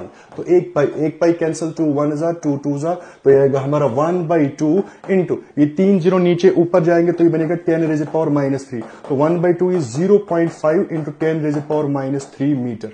बिल्कुल सही, option 3 is correct, 0.5 into 10 raise power -3 metre. शाबाश, शाइनी ने बिल्कुल सही आंसर बोला, बिल्कुल सही, शाबाश। नेक्स्ट क्वेश्चन, अब जरा इसका करें, बहुत ही आसान क्वेश्चन है, बिल्कुल फार्मूला बेस्ड क्वेश्चन है ये। शाबाश। The wave function for an electromagnetic wave is given as this, 10⁻³ sine of this, this is k क्योंकि x के साथ है, एंड दिस इज ओमेगा। आपको क्या निकालनी है? आपको निकालनी है स्पीड ऑफ द वेव। देखो, या तो स्पीड ऑफ वेव जो है, स्पीड ऑफ वेव हम ऐसे भी निकाल सकते हैं, याद रखना ये स्पीड ऑफ वेव होता है बराबर ओमेगा बाई के, means coefficient of t divided by coefficient of x। तो omega is angular frequency, k is propagation constant, तो स्पीड ऑफ वेव निकाल सकते हो। अब देखो यहां पे ओमेगा कितना है? शाबाश, 9 into 10 raise power 14 divided by k कितना है? शाबाश, k है 3 इंटू 10 रेज़ पावर 6, तो 3 1 जार, 3 3 जार, तो आएगा 3 into 10 raise power 8 metre per second. This is the speed of this electromagnetic wave, 3 into 10 raise power 8 metre per second. बिल्कुल option second is correct. तो wave speed निकालने का तरीका ये भी है, speed is equal, speed of electromagnetic wave is omega by के, where omega is angular frequency and के is propagation constant. Next question, शाबाश, ये वाला क्वेश्चन करिए आप। The electric field and magnetic field associated with an EM wave propagating along the plus z axis can be represented by, शाबाश। आपको बताना है, बताओ इलेक्ट्रिक फील्ड और मैग्नेटिक फील्ड जो किसके साथ एसोसिएट होगा? ईएम वेव के साथ, और ईएम वेव किस डायरेक्शन में प्रोपोगेट कर रही है? प्लस z डायरेक्शन में। तो आपको बताना है, बताओ इलेक्ट्रिक फील्ड क्या होगा और मैग्नेटिक फील्ड क्या होगा। अब देखिए पहला ऑप्शन को देखो, अभी इसको मैं मानता हूं x एक्सिस, ये y एक्सिस और ये z एक्सिस, z एक्सिस। अब देखो वेव जो है, वेव प्रोपोगेट कर रही है इस डायरेक्शन में, तो wave is propagating along positive z direction, that is given along plus z। अब देखो wave is propagating along this direction. अब कैसे निकाल, इलेक्ट्रिक फील्ड किस डायरेक्शन में होना चाहिए और मैग्नेटिक फील्ड किस डायरेक्शन में होना चाहिए, देखेंगे। चलो ऑप्शन 1, तो देखो ऑप्शन 1 में इलेक्ट्रिक फील्ड जो है दैट इज x डायरेक्शन में, बिकॉज आई कैप है, तो इलेक्ट्रिक फील्ड तो x डायरेक्शन में, इस डायरेक्शन में, और मैग्नेटिक फील्ड जो है, मैग्नेटिक फील्ड y डायरेक्शन में है। अब देखो इलेक्ट्रिक फील्ड x डायरेक्शन में है, मैग्नेटिक फील्ड y डायरेक्शन में है, और वेव जा रही है प्लस z डायरेक्शन में, that is given option first में। अब देखो E क्रॉस B जो है, E क्रॉस B किस डायरेक्शन में आना चाहिए? Z डायरेक्शन में। तो ऑप्शन 1 में इलेक्ट्रिक फील्ड x डायरेक्शन में है, मैग्नेटिक फील्ड y डायरेक्शन में, तो अगर मैं E क्रॉस B करूं तो वो E क्रॉस B ऐसे आएगा, तो वो तो z डायरेक्शन में ही आएगा। तो इसका मतलब ऑप्शन फर्स्ट ही करेक्ट है। अब मैं बाकी ऑप्शन देखूंगा ही नहीं, ऑप्शन फर्स्ट ही करेक्ट है इसका। शाबाश, option first is the correct, बिल्कुल सही, ऑप्शन 1 ही करेक्ट है। शाबाश। Next question, for a plane electromagnetic wave propagating in X direction. देखो इलेक्ट्रोमैग्नेटिक वेव है जो प्रोपोगेट कर रही है एक्स डायरेक्शन में। आपको क्या बताना है, which of the following combination gives the correct possible directions for electric field and magnetic field. यहां पे गिवन है कि जो इलेक्ट्रोमैग्नेटिक वेव है that is propagating along x direction. तो एक्स डायरेक्शन में, तो इसका मतलब जो वेव प्रोपोगेट कर रही है वो एक्स डायरेक्शन में है, एक्स डायरेक्शन में प्रोपोगेट कर रही है, वेव एक्स डायरेक्शन में प्रोपोगेट कर रही है। अब आपको बताओ इलेक्ट्रिक फील्ड और मैग्नेटिक फील्ड का कौन सा कॉम्बिनेशन पॉसिबल है। अरे भाई अब वेव एक्स डायरेक्शन में प्रोपोगेट कर रही है तो इसका मतलब आई कैप, ठीक। तो आप दो वेक्टर्स का क्रॉस प्रोडक्ट करो, because E cross B gives the direction of propagation of wave. अब वेव एक्स डायरेक्शन में जा रही है, अब ई और बी का क्रॉस करो, क्रॉस करके जिसमें आई कैप आएगा that is the answer, that is the answer. जिसमें आई कैप आएगा that is the answer, because E cross B आना चाहिए along the direction of propagation of wave, और यहां पे गिवन है कि wave is propagating in X direction. आप देख लो कौन सा ऑप्शन आएगा इसका, शाबाश, बिल्कुल इसका answer option third, option 3 is correct, बिल्कुल सही। नहीं 4 नहीं, थर्ड आएगा इसका। चलो मैं देखी थर्ड को, आप देखो ई क्रॉस बी, ई क्रॉस बी मैं करूं तो यहां पे मैं लिखूं आई कैप, जे कैप और के कैप। अब देखो आई यहां पे है 0, जे है -1, के है +1, बी देखो आई है 0, जे है -1, के है -1। अब जरा आई को देखो, आप देखो ये कॉलम रो खत्म होगा, that is 1 minus minus minus plus बनेगा तो 1, तो यही तो आएगा 2 आई कैप। इसमें तो जे में तो 0 आएगा, इसमें के में भी 0 आएगा, तो यही तो आ गया 2 आई कैप। तो ई क्रॉस बी किस डायरेक्शन में आया, एक्स डायरेक्शन में, और एक्स डायरेक्शन में ही तो वेव प्रोपोगेट कर रही है, तो इसका मतलब ऑप्शन थर्ड इज करेक्ट। शाबाश, बिल्कुल third option is correct. Next question, अब इस क्वेश्चन को करिए आप, शाबाश। A plane electromagnetic wave propagating in the x direction has a wavelength of 6 mm, ठीक।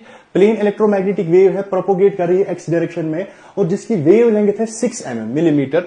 The electric field is in the Y direction, electric field जो है that is in Y direction, and maximum magnitude is 33 volt per metre.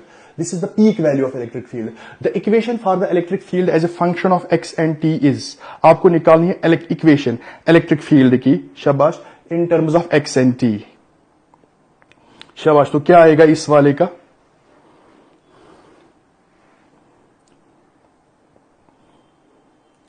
शाबाश शाबाश,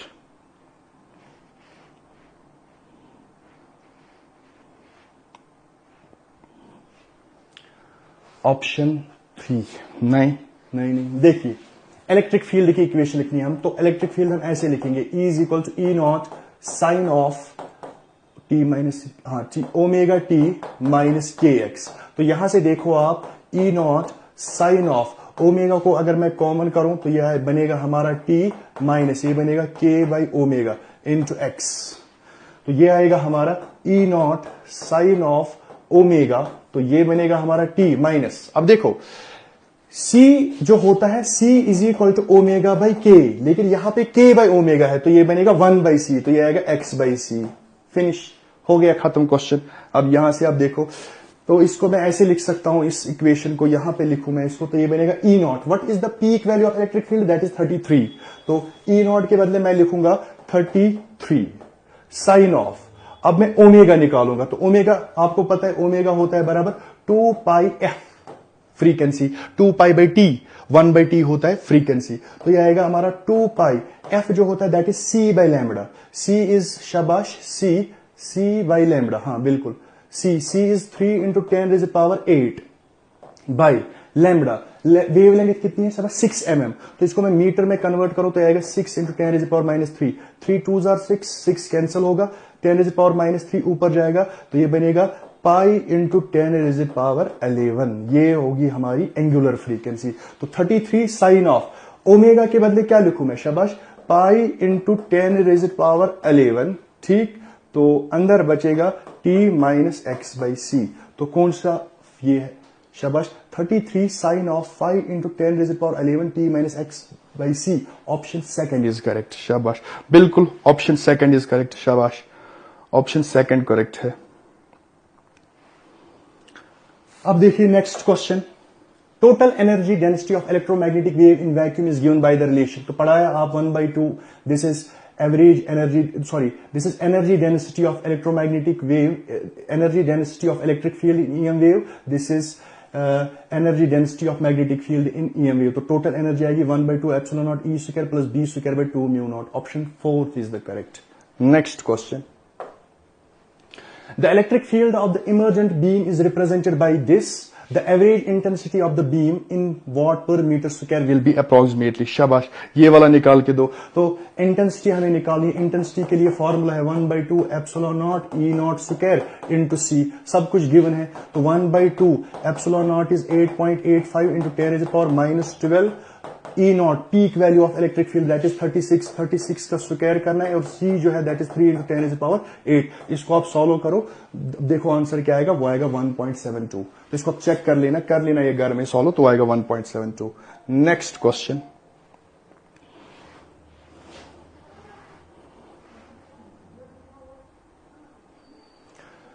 अब ये वाला question, the sun delivers 10⁴ watt per meter square of electromagnetic flux to the earth's surface.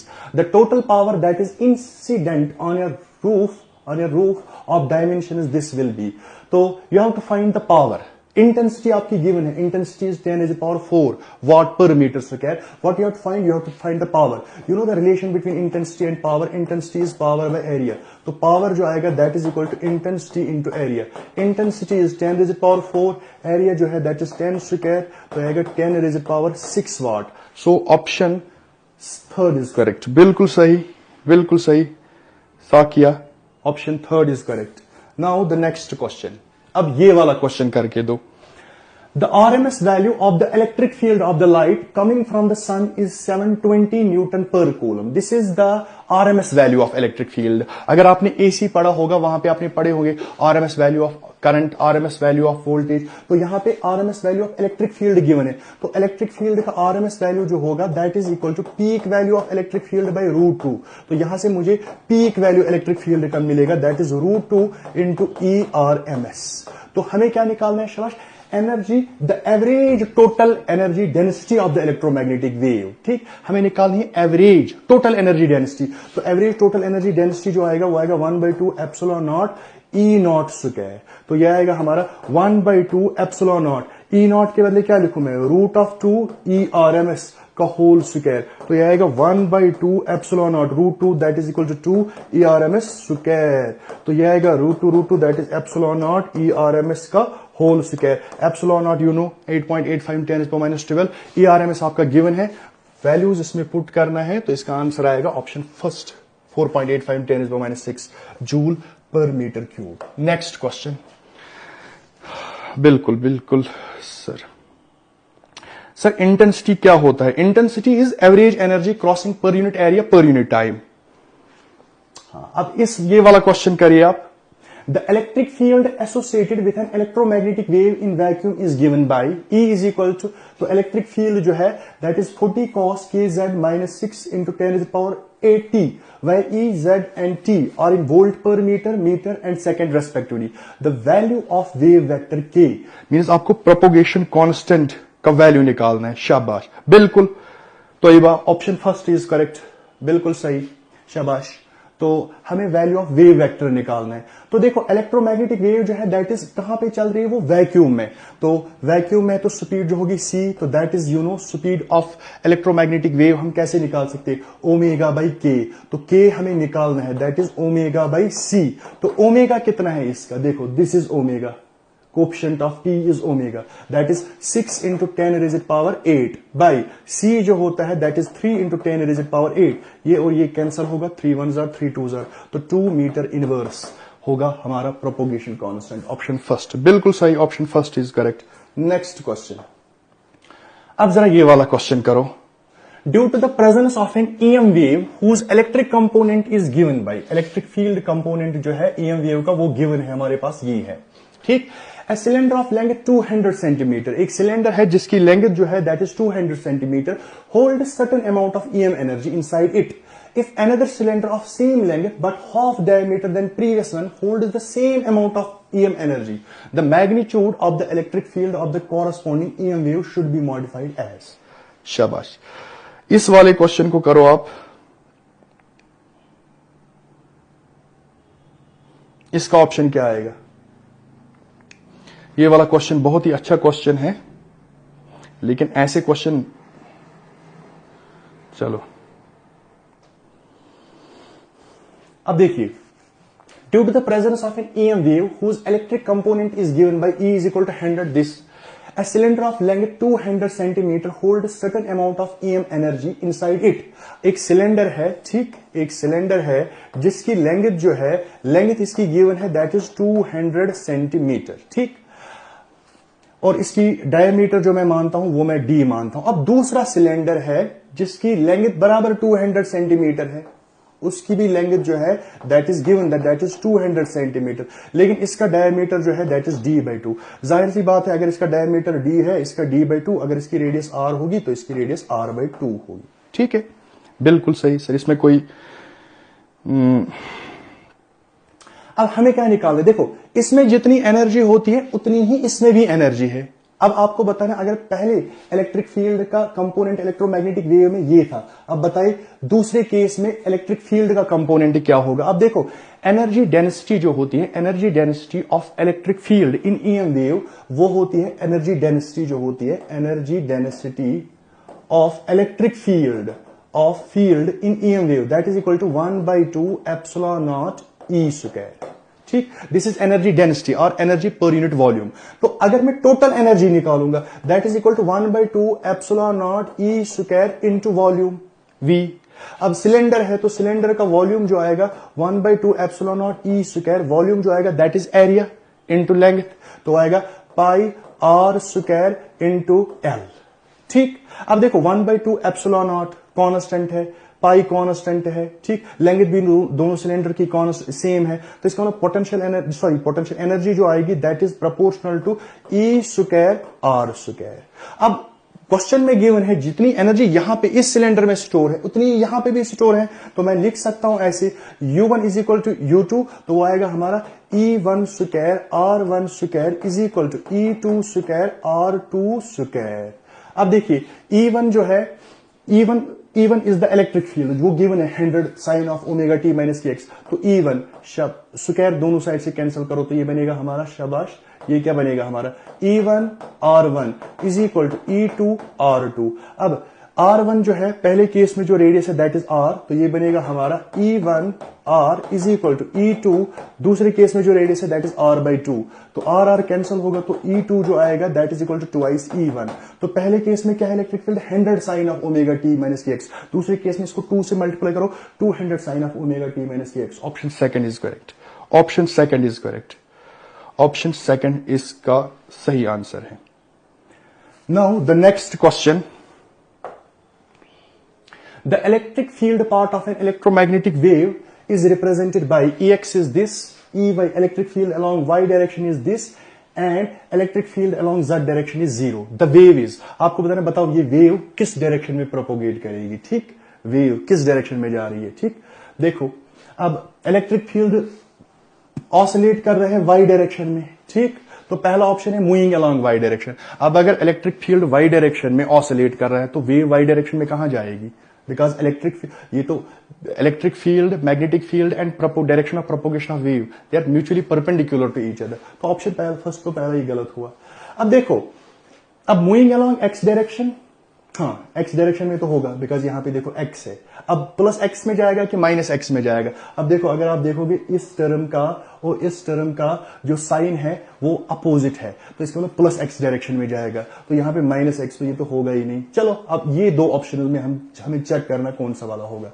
यहां पे wave लेंगे ही निकालेंगे हम, तो k जो होता है दैट इज 2π/λ, तो लैम्बडा जो आएगा दैट इज 2π/k। k कितना है हमारा, शाबाश, k is pi into 10⁻⁻², pi cancel होगा तो ये आएगा हमारा, शाबाश, 10⁻², ऊपर जाएगा तो ये बनेगा 200 मीटर, तो वेव लेंथ इज 200 मीटर, तो इसमें 100 मीटर है, इसमें 200 मीटर है। शायद फ्रीक्वेंसी का भी देखो फ्रीक्वेंसी तो दोनों में सेम है, तो ऑप्शन जो होगा इसका option third is correct. Frequency भी आप निकाल सकते हैं, देखो ओमेगा इज गिवन 2π, तो ओमेगा आपको पता है ना 2πf फ्रीक्वेंसी, तो ओमेगा इज 2π इंटू 10⁻⁶, तो आएगा 2π इंटू f, तो तो 2 pi cancel, तो frequency is equal to 10 to the power 6 hertz. So option third is correct. Moving along x direction, frequency 10 to the power 6.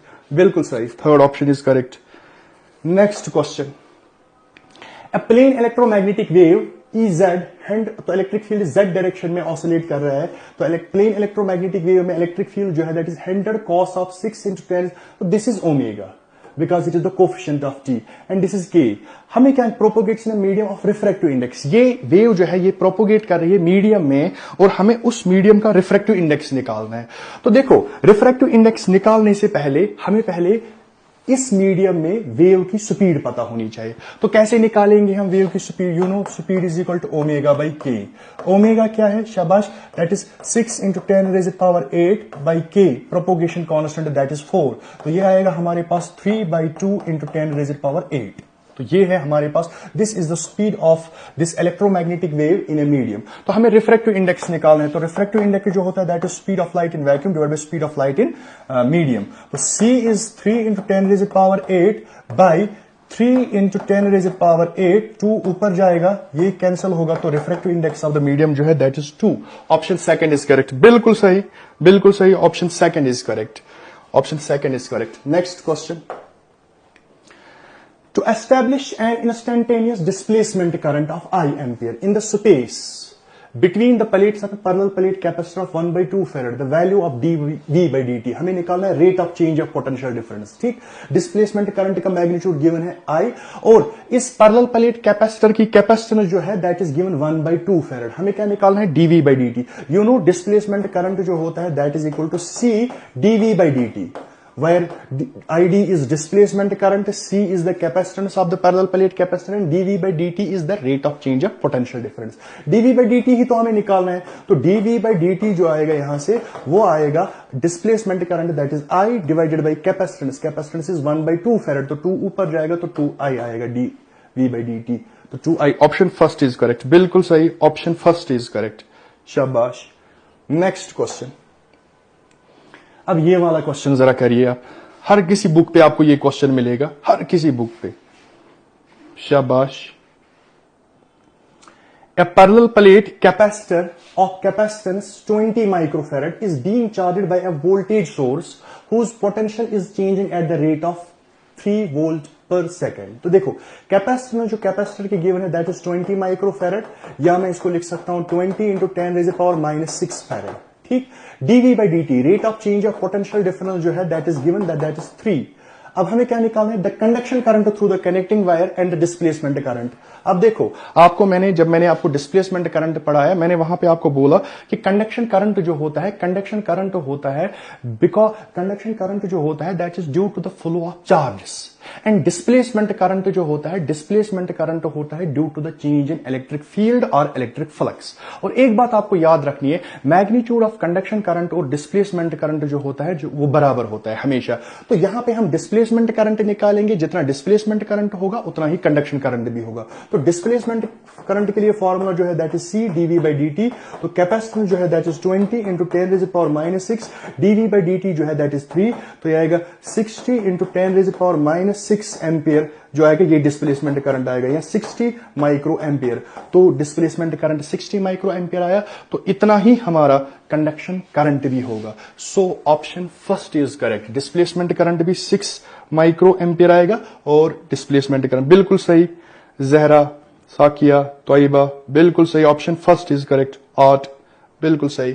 चला अब इस वाले क्वेश्चन का आंसर मुझे बोलिए, ये वाला क्वेश्चन. शाबाश. 100 ओम रेजिस्टेंस, ये भी आपको हर किसी बुक पे मिलेगा. जो भी आप कोई बुक कोई मॉड्यूल खोलो इस पे ये क्वेश्चन मिलेगा आपको. 100 ohm resistance and a capacitor of 100 ohm reactance और connected in series across a 220 volt. और याद रखना ये 220 वोल्ट जो है ये आरएमएस वैल्यू है वोल्टेज का, RMS value of v, RMS value of voltage का. When the capacitor is 50% charged, the peak value of the displacement current is. देखो एक बात याद रखना डिस्प्लेसमेंट करंट के बारे में. डिस्प्लेसमेंट करंट जो होता है this is due to the change in electric field और इलेक्ट्रिक फ्लक्स. बिल्कुल सही. एक बात याद रखना, जब भी कैपेसिटर चार्ज होगा या डिस्चार्ज होता है, जब भी during charging and discharging of a capacitor, during charging and discharging of the capacitor. Charging के केस में कैपेसिटर पे जो चार्ज होता है चार्ज ग्रो होता है, और डिस्चार्जिंग के केस में चार्ज जो होता है वो कम होता है। जब देखो चाहे चार्जिंग हो कैपेसिटर की या डिस्चार्जिंग हो capacitor, in both the cases there is displacement current. Once the capacitor is fully charged और fully discharged, displacement current becomes zero. Displacement current becomes zero. तो डिस्प्लेसमेंट करंट खाली उस केस में जब भी कैपेसिटर चार्ज होगा या डिस्चार्ज होगा, बिकॉज उसी के जब कैपेसिटर चार्ज होगा या डिस्चार्ज होगा उन दो केस में चार्ज वेरिएबल होगा। चार्ज वेरिएबल होगा तो इलेक्ट्रिक फील्ड वेरिएबल होगा, इलेक्ट्रिक फील्ड वेरिएबल होगा तो डिस्प्लेसमेंट करंट होगा, इलेक्ट्रिक फील्ड वेरिएबल होगा तो इलेक्ट्रिक फ्लक्स भी वेरिएबल होगा।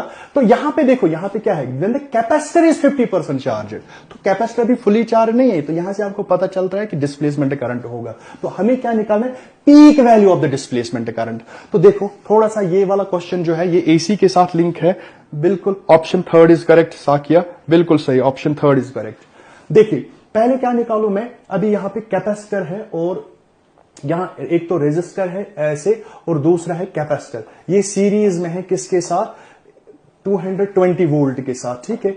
तो ऐसे ये, तो पहले मैं इस सर्किट की क्या निकालू, ये रेजिस्टेंस जो है दैट इज 100 ओम, तो यहां पे इसकी कैपेसिटिव रिएक्टेंस जो है दैट इज एक्ससी भी 100 ओम। पहले मैं इस सर्किट की क्या निकालू, इंपीडेंस। तो इंपीडेंस कैसे निकालू मैं, Z वो आएगा under root of R square plus X C square, तो ये आएगा हमारा R square, 100 square plus 100 square, तो ये आएगा 2 टाइम्स 100 स्क्वायर, तो स्क्वायर रूट कैंसिल, तो ये आएगा 100 रूट 2 ओम। तो this is the impedance of this RC circuit. तो ये तो इंपीडेंस आ गई। अब यहां पे अगर मैं ओम्स लॉ यूज करूं तो मैं लिखूं V is equal to I Z। यहां पे याद रखना ये जो V है, V जो है 220 volt, this is the RMS value of this voltage. तो I जो आएगा यहां से वो आएगा V बाई Z। अगर V का आरएमएस वैल्यू है तो I जो आपको यहां से मिलेगा ये भी आरएमएस वैल्यू ही होगा करंट का। लेकिन हमें आरएमएस वैल्यू नहीं निकालना, हमें पीक वैल्यू निकालना है डिस्प्लेसमेंट करंट का। तो पहले मैं आरएमएस वैल्यू निकालूं करंट का, तो वो आएगा V P RMS value of voltage 220 divide by Z। Z जो है 100 रूट 2, ये और ये कैंसिल होगा, तो I जो आएगा that is equal to 2.2 by root 2। अब कुछ बच्चे इतने होते सर ये 2.2 कहां से आ रहे, भाई डिवाइड 10 है तो 2.2 बनेगा। अब देखो this is RMS value of current, this is not a peak value of, तो पीक आरएमएस वैल्यू जो है, RMS value this is the RMS value of current. हमें पीक वैल्यू निकालना है, तो आरएमएस वैल्यू जो होता है that is equal to peak value of current divided by root 2 is equal to 2.2 by root 2, root 2 cancel, तो peak value of current जो है that is 2.2 ampere. So the option third is correct. बिल्कुल सही, बिल्कुल सही। अब जरा ये वाला क्वेश्चन करके दो मुझे। A large parallel plate capacitor whose plates have an area of 1 meter square are separated from each other by 1 mm. If the plates has dielectric constant 10, then the displacement current at this instant is, if dV by dt is 25 volt per meter second। शाबाश, ये वाला question करके दो मुझे, इसका answer क्या आएगा इस वाले क्वेश्चन का। शाबाश, 2.2 माइक्रो एम्पियर। तो देखते हैं, देखिए हमें क्या निकालना है, डिस्प्लेसमेंट करंट। डिस्प्लेसमेंट करंट जो होता है that is equal to C dV by dt, ठीक। C is the capacitance of the parallel plate capacitor. लेकिन देखो यहां पे जो पैरेलल प्लेट कैपेसिटर है, यहां पे ईयर नहीं है पैरेलल, यहां पे हमने क्या डाइइलेक्ट्रिक इंसर्ट किया, और डाइइलेक्ट्रिक का डाइइलेक्ट्रिक कांस्टेंट कितना है, 10। तो आपने अगर इलेक्ट्रोस्टैटिक्स कैपेसिटर्स पढ़ी होगी तो वहां पे जब आप कैपेसिटर के अंदर डाइइलेक्ट्रिक इंसर्ट करते हो तो जो कैपेसिटेंस होती है that is increased by k times. तो जो अभी यहां पे कैपेसिटेंस बनेगी that is equal to k a epsilon naught by d into dv by dt। This is the capacitance of the parallel plate capacitor without inserting dielectric. तो अब जब dielectric तो कैपेसिटेंस इंक्रीज होगी k टाइम्स, तो displacement current k dielectric constant कितना है 10, area जो है शाबाश, एरिया कितना है प्लेट्स का 1, एप्सिलॉन नॉट कितना है 8.85 into 10 raised to the power minus 12 divided by distance between the plates that is given by 1 mm, that is 10 raised to the power minus 3 metre में। तो dV by dt is given that is 25। अब बस इसको solve करना है, ये आना चाहिए आपको। देखो 10 raised to the power 3 ऊपर जाएगा तो 10 raised to the power 4 बनेगा, बिकॉज ऊपर जाके पॉजिटिव बनेगा, तो इसके 10 raised to the power 4, 10 raised to the power 4 और ये है 10 raised to the power minus 12, 10 raised to the power 4 ये और 10 raised to the power minus 12, तो 4 तो कट हो गए, तो यहां पे बनेगा 10 raised to the power minus 8, तो ये आएगा 8.85 इंटू 10⁻⁻8 इंटू 25। तो इसको मैं लिख सकता हूं 885 डिवाइडेड बाई 100 इंटू 10⁻⁻8 इंटू 25। तो ये आएगा 25 1 25 4। तो ये आएगा 4 2 जार 4 2 जार 4 1 जार 4 2 जार, तो 10⁻⁸ एम्पियर। तो ये आएगा, ये दो जीरो इधर आएंगे, तो 2.21 इंटू 10⁻⁻6 एम्पियर। तो यहां मैं लिख सकता हूं 2.2 micro ampere. So the option third is correct. बिल्कुल सही, ऑप्शन थर्ड। बिल्कुल आसान सा क्वेश्चन है। खाली यहां पे एक चीज याद रखना, यहां पे हमने डाइलेक्ट्रिक इंसर्ट किया, तो डाइलेक्ट्रिक के इंसर्ट करने से इसकी जो कैपेसिटेंस है that increases by k times. Next, और जिसका करेक्ट ऑप्शन है that is 2.2 micro ampere. Next question, शाबाश, ये वाला क्वेश्चन करके दो। A radiation of energy E falls on a perfectly reflecting surface. The momentum transfer to the surface is, हमें बताना है। देखो अभी जो रेडिएशन है या इलेक्ट्रोमैग्नेटिक वेव जो है, ये किसके साथ स्ट्राइक, ये किस पे फॉल होगी? On A perfectly reflecting surface. हमें बताना है, बताओ मोमेंटम ट्रांसफर कितना होगा सरफेस पे। देखो मैंने आपको यहां पे एक पहले जब मैंने पढ़ाया ये मोमेंटम ट्रांसफर, देखो बेसिकली क्या होता है, ये मान लो आपकी रिफ्लेक्टिंग सरफेस है। आपने अगर लॉज ऑफ मोशन पढ़ा, वहां पे आपने पढ़ते हो चेंज इन मोमेंटम। तो अगर मैं बोलूं कोई पार्टिकल आया, इसका मोमेंटम है p और ये स्ट्राइक कर गया, इसका मोमेंटम p इस डायरेक्शन में। अगर मैं आपको बोलूं बताओ चेंज इन मोमेंटम कितना होगा, तो वो होगा 2p। सिंपल, 2p होगा। यहां पे देखो, यहां पे जो ये सरफेस है ये रिफ्लेक्टिंग है, तो इसका मतलब जब रेडिएशन इसके साथ स्ट्राइक करी, जिस मोमेंटम से आई u/c, उतना ही मोमेंटम उसको होगा। लेकिन जब कब, जब रिफ्लेक्ट करेगी, तो टोटल चेंज मोमेंटम कितना होता है ईएम वेव का, u/c। तो यहां पे चेंज इन मोमेंटम कितना होगा, तो वो होगा 2u/c। लेकिन एनर्जी कितनी है E, तो वो होगी 2E/c। Option second is correct. बिल्कुल ऑप्शन सेकंड इज करेक्ट। अब जरा हम नेक्स्ट क्वेश्चन, इस वाले क्वेश्चन का मुझे आप बोलिए आंसर क्या होगा। An electromagnetic wave going through vacuum is described by this: E is equal to E0 sin of kx minus omega t. Which of the following is independent of wavelength? तो हमें बताना है कौन सा इनमें से है जो इंडिपेंडेंट है वेवलेंथ पे। शाबाश, k omega, k by omega या k ओमेगा। शाबाश, कौन सा वाला इंडिपेंडेंट है वेवलेंथ पे? शाबाश, नहीं, ऑप्शन 2 नहीं, ओमेगा। देखो पहले, अब देखो k जो होता है that is 2 pi by lambda, तो k तो डिपेंड करता है लैम्बडा पे। ओमेगा देखो आप, omega that is 2 pi f frequency, 2 pi f frequency, और फ्रीक्वेंसी c बाई लैम्बडा, तो ओमेगा भी तो डिपेंड करता है लैम्बडा पे। लेकिन अगर आप k बाई लैम्बडा देखेंगे, k बाई ओमेगा, तो k जो है that is 2 pi by lambda, और ओमेगा जो है that is 2 pi c by lambda. तो लैम्बडा ऊपर जाएगा, 2 पाई c लैम्बडा, 2 पाई, तो that is equal to 1/c। तो k बाई omega is independent of wavelength. Option third. ऐसे भी आपको जैसे देखो इलेक्ट्रोमैग्नेटिक वेव्स, जब आप इलेक्ट्रोमैग्नेटिक स्पेक्ट्रम पढ़ते हैं तो वहां पे गामा रे है, एक्स रे है, ठीक है, बहुत सारी। अब जब देखो, जब वो स्पेस में, जब अब उन इलेक्ट्रोमैग्नेटिक वेव्स की डिफरेंट वेवलेंथ है, लेकिन जब वो वैक्यूम में चलते हैं वो तो सेम स्पीड से चलते हैं, दैट इज c। तो इसका मतलब स्पीड जो है that is independent of the wavelength. तो अगर c इंडिपेंडेंट है तो इसका मतलब 1/c भी इंडिपेंडेंट ही होगा। तो इसका मतलब k बाई omega is the correct answer. बिल्कुल बिल्कुल, k बाई ओमेगा। नेक्स्ट, k ओमेगा अगर आप करेंगे तो वो बनेगा 2 पाई, तो वो बनेगा लैम्बडा स्क्वायर नीचे, तो वो भी तो डिपेंड करेगा, लेकिन k बाई ओमेगा नहीं करेगा। बिल्कुल ऑप्शन थर्ड इज करेक्ट। ये वाला क्वेश्चन आप देखो, आप light with an average flux of 20 वाट पर centimetre square falls on a non-reflecting surface at normal incidence having surface area 20 centimeter square. The energy received by the surface during time span of 1 minute is. अब देखो intensity given है 20 watt per centimeter square. हमें क्या निकालनी? Energy received by the surface. You know the relation between intensity and energy. Intensity is energy per unit area per unit time. तो energy निकालनी होगी that is intensity into area into time. Option third, बिल्कुल option third इसका correct answer है। साकिया बिल्कुल सही, इसका third ही है। तो इंटेंसिटी कितनी है? 20 वाट पर सेंटीमीटर स्क्वायर, लेकिन ये पर सेंटीमीटर स्क्वायर है, तो 1 सेंटीमीटर जो होता है that is equal to 10⁻⁻2 metre. तो यहां पे देखो इंटेंसिटी जो है दैट इज 20 वाट पर सेंटीमीटर स्क्वायर, तो इसको मैं मीटर में कन्वर्ट करूं तो स्क्वायर तो 10⁻⁴ बनेगा। एरिया जो है, एरिया कितना है? शाबाश, एरिया जो है 20 सेंटीमीटर स्क्वायर, तो वो बनेगा 20 इंटू 10⁻⁴ मीटर स्क्वायर। और कितने टाइम तक हमें निकालनी है? 1 मिनट, दैट इज 60 सेकेंड्स।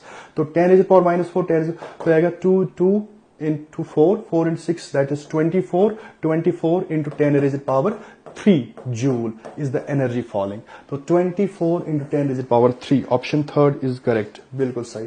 अब नेक्स्ट क्वेश्चन, ये वाला करके दो मुझे, शाबाश। इसका क्या आएगा? For a transparent medium, relative permeability and permittivity μr and epsilon r are this and this, the velocity of light in this medium would be। हमें क्या निकालनी है? velocity of light in the medium। You know the velocity of light in the medium is c by √of mu r epsilon r। ठीक, तो c जो है that is 3 into 10⁸ divided by relative permeability of the medium कितनी है शाबाश? mu r is given, that is 1। epsilon r relative permittivity कितनी है? that is 1.44, that is 144 divided by 100, 144 divided by 100। चलो मैं लिख ही देता हूं, 144 divided by 100। तो यह आएगा हमारा 3 into 10⁸ divided by 144, that is 12, और 100 that is 10। तो ये आएगा हमारा 3 1s are 3 4s are, तो ये आएगा 1/4 into 10⁻⁴। शाबाश, हमने गलती की कहीं पे, तो 3c by mu r, शाबाश। चलो इसको फिर से एक बार देखते हैं हमने कहां पे गलती की। देखिए, इसको फिर से एक बार हम देखेंगे। वेलोसिटी जो आएगी इस मीडियम में, that is equal to c by √of mu r epsilon r। तो c जो है that is 3 into 10⁸ by mu r। mu r कितना है हमारे पास? That is 1। ठीक, epsilon r that is 1.44, that is 1.44। तो ये आएगा हमारे पास शाबाश 3 into 10⁸ डिवाइडेड बाई ये आएगा 144 डिवाइडेड बाई 100, 144 डिवाइडेड बाई 100। तो ये आएगा 3 into 10⁸, तो ये 10 का, तो ये ऊपर जाएगा तो बनेगा 10 डिवाइडेड बाई ये बनेगा 12, बिकॉज 12 144। तो 3 1s are 3 4s are, तो ये आएगा 1/4 into 10⁻⁹। तो 1/4 that is equal to 0.25 into 10⁻⁹ metre per second. तो वही होगा बिल्कुल 2.5 into 10⁸ metre per second, 2.5 into 10⁸, बिल्कुल 2.5 9, तो 2.45 into 10⁸ metre per second. 1/4 that is 0.25, बिल्कुल ऑप्शन फर्स्ट इज करेक्ट। हाँ, now the next question, a beam of light traveling along the x-axis is described by the electric field। electric field इतना है, calculate the maximum magnetic force on a charged particle q is equal to y along the y-axis at a speed of this। अब देखिए, अब इसमें क्या है, इसमें हमें मैक्सिमम मैग्नेटिक फोर्स निकालना है चार्जड पार्टिकल। तो आपको पता है जब भी चार्जड पार्टिकल मूव करेगा मैग्नेटिक फील्ड में, तो उस पर फोर्स जो होता है that is q v cross B, q v B sine theta. Maximum magnetic force जो होगा that is equal to q v B naught. तो क्यू जो है दैट इज 2e, चार्ज जो है दैट इज चार्ज के बदले 1.6 into 10⁻⁻19। वेलोसिटी जो है, वेलोसिटी स्पीड जो है दैट इज 3 into 10⁻⁷। और मैक्सिमम मैग्नेटिक फील्ड निकालें। देखो पीक वैल्यू इलेक्ट्रिक फील्ड का हमें गिवन है दैट इज 600। तो E naught by B naught जो है that is equal to C। Peak value of electric field हमें गिवन है, तो मैग्नेटिक फील्ड का पीक वैल्यू जो आएगा that is equal to E naught by C। तो E नॉट कितना है? That is equal to 600 by C जो है दैट इज 3 into 10⁸। तो आएगा 3 1s are 3 2s are, तो ये आएगा 2 into 10⁻⁻6। तो यहां पे मैं लिखूंगा 2 into 10⁻⁻6। तो इसको आप सॉल्व करेंगे तो वो आएगा 1.92 into 10⁻⁻17 न्यूटन इस पे force. Now the next question, in the electromagnetic spectrum X ray region जो है वो कहां पे लाई करेगी? तो देखो पहले आपको मैंने बोला था, पहले आती है गामा रे, उसके बाद एक्स रे, उसके बाद अल्ट्रावायलेट रे, ठीक, यूवी। तो अब देखो गामा रे, एक्स रे, हमें बताना एक्स रे कहां पे आती है। शब्द एक्स रे कहां पे आती है? Below gamma ray and above ultraviolet. तो above the ultraviolet region, option second is correct. Next question, statement one जो है, a time varying electric field is a source of changing magnetic field and vice versa, thus a disturbance in electric field और magnetic field creates EM waves. बिल्कुल सही। देखो क्या होता है, जब चार्जड पार्टिकल ऑसिल, अगर देखो यहां पे अगर चार्जड पार्टिकल रेस्ट में होगा तो यहां पे अगर आप इलेक्ट्रिक फील्ड देखेंगे तो वो यूनिफॉर्म होगा। अब अगर आप चार्जड पार्टिकल को ऑसिलेट करेंगे तो ये इलेक्ट्रिक फील्ड भी क्या करेगा, ऑसिलेट। और oscillating electric field creates oscillating magnetic field, और उसके बाद oscillating magnetic field creates oscillating electric field. तो ऐसे वेव प्रोपोगेट करेगी। और एक बात याद रखना, जिस फ्रीक्वेंसी से आप चार्जड पार्टिकल को ऑसिलेट करेंगे वही फ्रीक्वेंसी होगी इलेक्ट्रिक फील्ड की, वही फ्रीक्वेंसी होगी मैग्नेटिक फील्ड की, और वही फ्रीक्वेंसी होगी ईएम वेव की। तो यही बोल रहे, तो इसका मतलब option first is correct. A time varying electric field is a source of changing magnetic field and vice versa. Thus, a disturbance in electric or magnetic field creates EM wave. बिल्कुल सही। In a material medium, wave travels with speed this. No, this is the speed of wave in vacuum. Medium में क्या होता है? Medium में जो speed होती है 1 by mu permeability of the medium and permittivity of medium. तो this is false. ये स्टेटमेंट सही नहीं है। तो इसका मतलब statement 1 is correct but statement second is false. बिल्कुल, option third is correct. Next question, electromagnetic waves carry energy but not momentum. शाबाश, ये वाला करिए आप। इसका कौन सा है? शाबाश। Electromagnetic waves carry energy but not momentum. नहीं, गलत है। बिकॉज जब इलेक्ट्रोमैग्नेटिक वेव किसी डायरेक्शन में ट्रेवल कर रही है, एक तो एनर्जी भी कैरी कर रही है, दूसरा मोमेंटम भी कैरी कर रही है। लेकिन ये बोल रही है एनर्जी बट नॉट मोमेंटम, ये तो गलत है। Rest mass of photon is 0, बिल्कुल सही। तो इसका मतलब ऑप्शन पहला असर्शन जो है दैट इज फॉल्स और रीजन जो है दैट इज ट्रू। तो assertion is false but reason is true. Option second is correct. तो this was the last question of this session, I think, yes.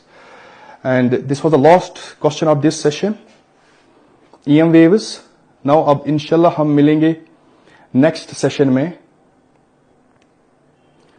तो इतने क्वेश्चंस आप ईएम वेव्स के करेंगे तो इसमें जितने भी क्वेश्चंस बनते हैं, जितने भी हमने डिस्कस किए, सारे ईएम वेव्स में इतने ही क्वेश्चन बनते हैं। बिकॉज ईएम वेव्स जो है बहुत ही छोटा चैप्टर है, बहुत छोटा चैप्टर है। लेकिन इसमें आप जब नीट में जाएंगे तो वहां पे आपको इस ईएम वेव्स में 2 क्वेश्चन देखने को मिलेंगे। ठीक है, this was all about today session. तो अब मिलेंगे हम इंशाल्लाह नेक्स्ट सेशन में। तब तक के लिए अल्लाह हाफिज, बाय।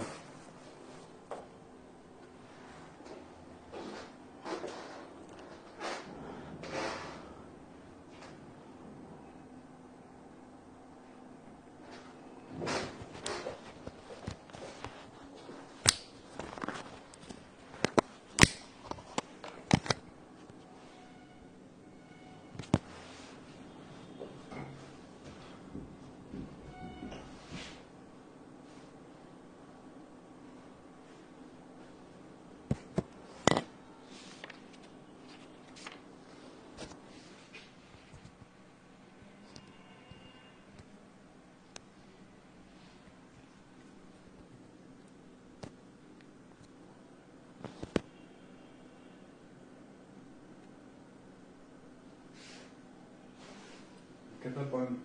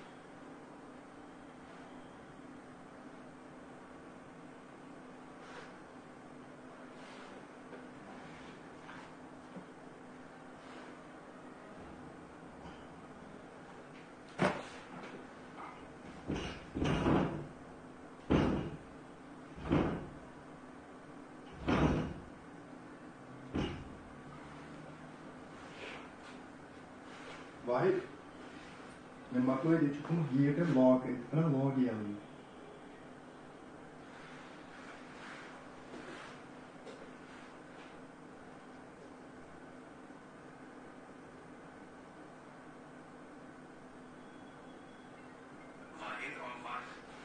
Hello.